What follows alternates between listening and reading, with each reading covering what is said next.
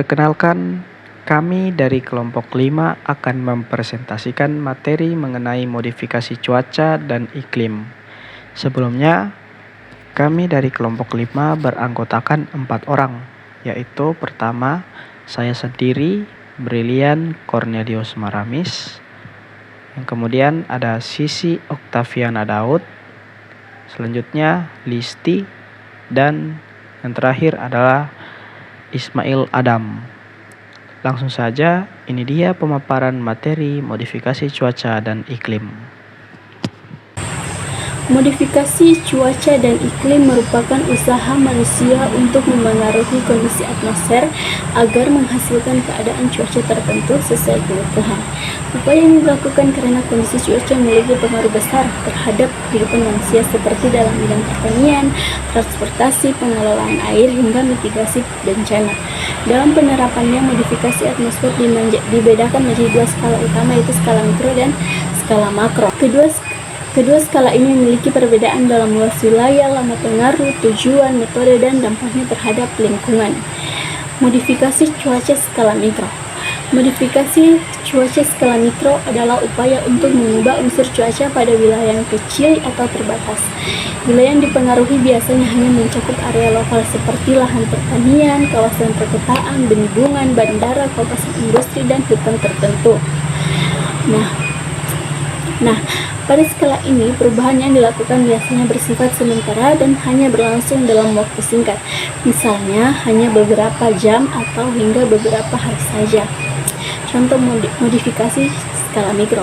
Contoh paling umum adalah hujan buatan atau penyamaian awan. Dalam proses ini, bahan tertentu seperti natrium klorida, perak iodida, dan urea disebarkan ke dalam awan agar tetes air di dalam awan lebih cepat bergabung dan turun menjadi hujan. Selain itu, modifikasi skala mikro juga digunakan untuk mengurangi kabut di bandara, menurunkan suhu kota, mengurangi polusi udara, mencegah kebakaran hutan. Efek modifikasi skala mikro.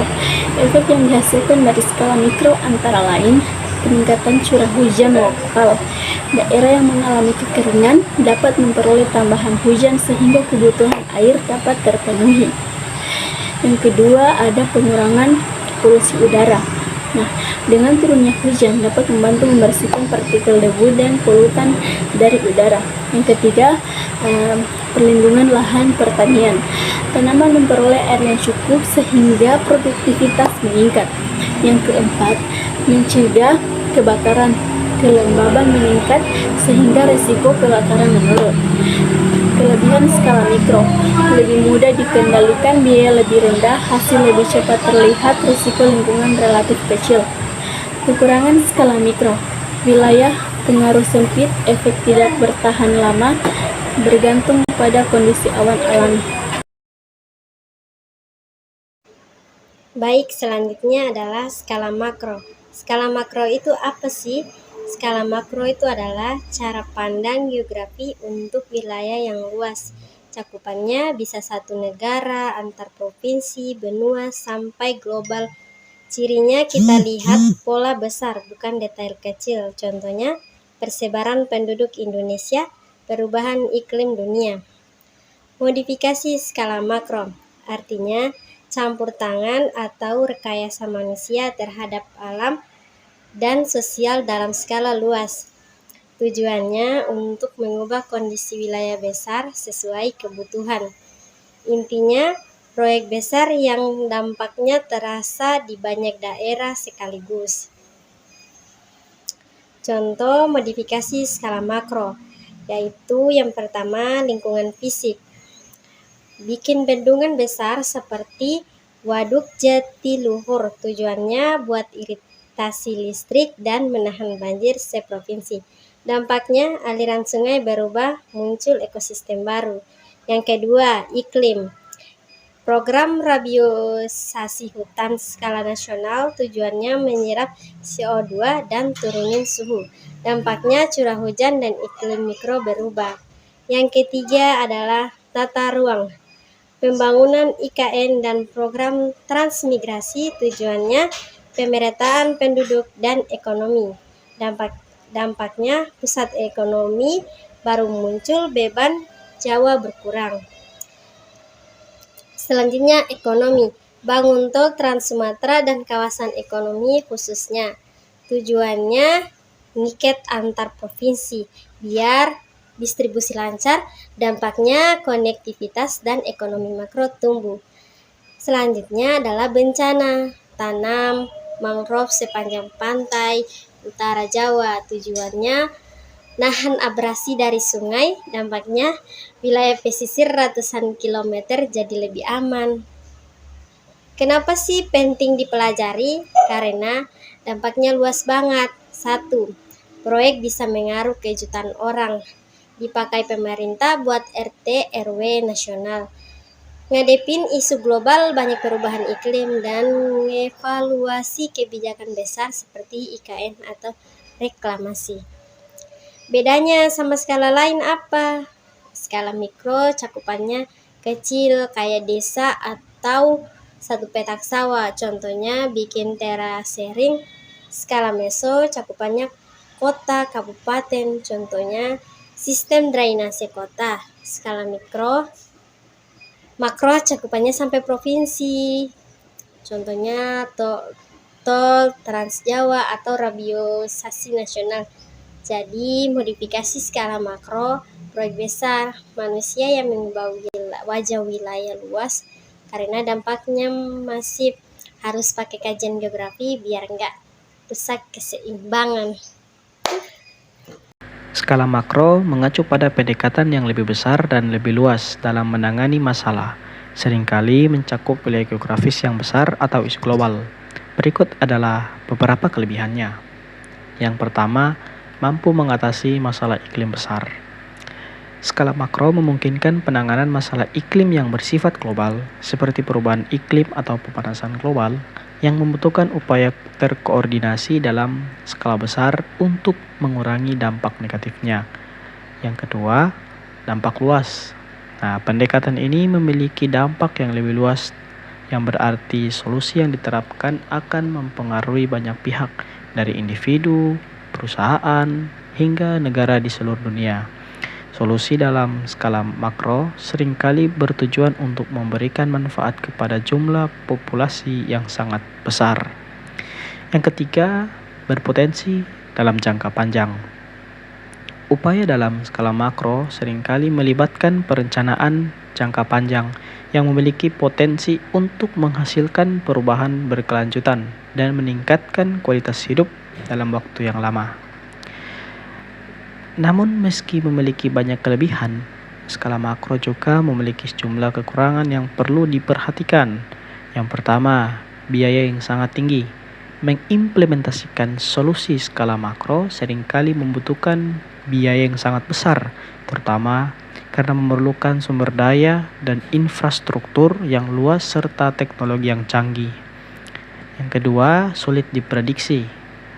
Dalam proyek ini, dalam skala besar seringkali sulit diprediksi hasilnya karena melibatkan banyak variabel dan faktor eksternal seperti kebijakan global, perubahan sosial, atau kondisi ekonomi yang tidak selalu dapat dikendalikan. Yang ketiga, resiko lingkungan yang besar. Skala makro seringkali membawa risiko besar terhadap lingkungan, terutama ketika proyek atau kebijakan yang diterapkan berpotensi merusak ekosistem alami, mengubah pola cuaca atau menciptakan polusi dalam skala besar. Dan yang keempat, memerlukan kerjasama internasional. Banyak masalah global yang memerlukan kerjasama antar negara, dan itu bisa sangat sulit dicapai. Tanpa kolaborasi yang efektif antar negara, solusi skala makro bisa gagal atau tidak efektif. Kemudian kita lanjut pada perbandingan efek skala mikro dan skala makro. Yang pertama berdasarkan luas wilayah. Pada skala makro, fokus pada wilayah yang lebih kecil seperti komunitas lokal atau individu. Solusi lebih terfokus dan spesifik. Pada skala makro, fokus pada wilayah yang lebih luas seringkali mencakup negara atau bahkan tingkat global dengan pendekatan yang lebih umum. Yang kedua berdasarkan durasi. Pada skala mikro, umumnya lebih cepat diterapkan dan dapat memberikan dampak dalam waktu yang lebih singkat. Sedangkan pada skala makro memiliki durasi yang lebih panjang karena membutuhkan waktu yang lebih lama untuk perencanaan, pelaksanaan, dan evaluasi hasilnya. Kemudian yang ketiga, berdasarkan tujuan. Untuk skala mikro, bertujuan untuk menyelesaikan masalah lokal atau individu dengan pendekatan yang lebih terfokus dan seringkali lebih spesifik.